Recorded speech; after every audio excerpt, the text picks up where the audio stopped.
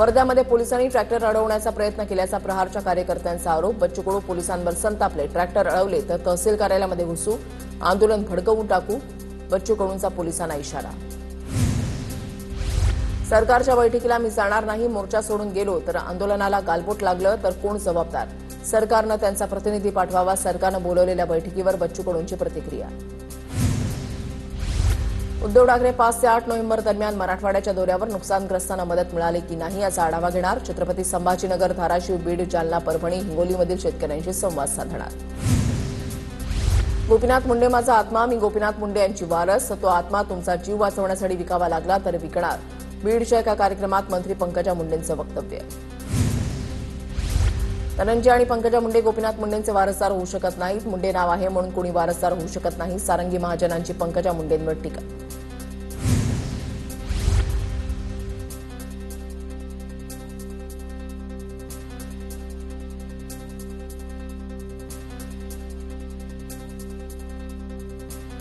मंत्री असताना धनंजय मुंडेंनी अवैध धंद्यांना प्रोत्साहन दिलं। खंडणी गोळा करणाऱ्यांनाही मुंडेंचं पाठबळ। प्रकाश सोळंकेंचा आरोप।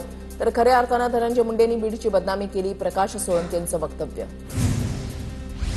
मराठवाड्यामध्ये बोगस कुणबी प्रमाणपत्र देऊ नका, सदावर्तेंकडून चंद्रशेखर बावनकुळेंना निवेदन। त्यामुळे निवडणुकीच्या तोंडावर ओबीसींमधील छोट्या जात समूहांच्या हक्कावर बाधा पोहोचण्याची शंका, निवेदनामध्ये उल्लेख।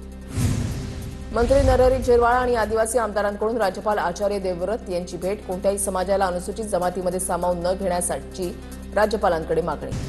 अजितदादांच्या राष्ट्रवादीकडून गोंदिया भंडारामध्ये स्वबळाचा नारा। आमची सुद्धा स्वबळावर लढण्याची तयारी, तिन्ही पक्ष मिळून या संदर्भात निर्णय घेऊ। राष्ट्रवादीचे नेते इंद्रनील नाईक यांचं वक्तव्य। जळगावच्या पद्मालय विश्रामगृहामध्ये माजी आमदार जयप्रकाश बाविस्करांच्या अध्यक्षतेखाली मनसेची बैठक। बैठकीमध्ये आगामी निवडणुकांच्या तयारीबाबत सविस्तर चर्चा झाल्याची माहिती। अशोक चव्हाण प्रताप चिखलीकरांचा खेळ लोकांना कळून चुकला। काँग्रेसचे खासदार रवींद्र चव्हाणांची टीका। तर एकमेकांवर आरोप करून निवडणुकीनंतर पुन्हा एकत्र येणार, रवींद्र चव्हाणांचा दावा। नांदेडमध्ये तहसीलदारांची गाडी फोडणाऱ्या शेतकऱ्यावर गुन्हा दाखल। नांदेडच्या मुदखेड पोलीस ठाण्यामध्ये गुन्हा दाखल। नायब तहसीलदाराच्या तक्रारीवरून शेतकऱ्यावर गुन्हा दाखल। शेतकऱ्याला अनुदानाचे पैसे न मिळाल्यानं फोडली होती गाडी। कोल्हापूरच्या खाणसरी कारखान्यावर अंकुश संघटनेचे गेटबंद आंदोलन। आंदोलनाच्या वेळेला पोलीस आणि आंदोलकांमध्ये वाद आणि शिवीगाळ। शूटिंग करणाऱ्या एकाचा फोन हिसकावण्याचा पोलिसांचा प्रयत्न। नुकताच भाजपमध्ये पक्षप्रवेश केलेले वैभव खेडेकर यांचे सहकारी पुन्हा मनसेत। राज ठाकरेंच्या उपस्थितीमध्ये शिवतीर्थ निवासस्थानी पक्षप्रवेश।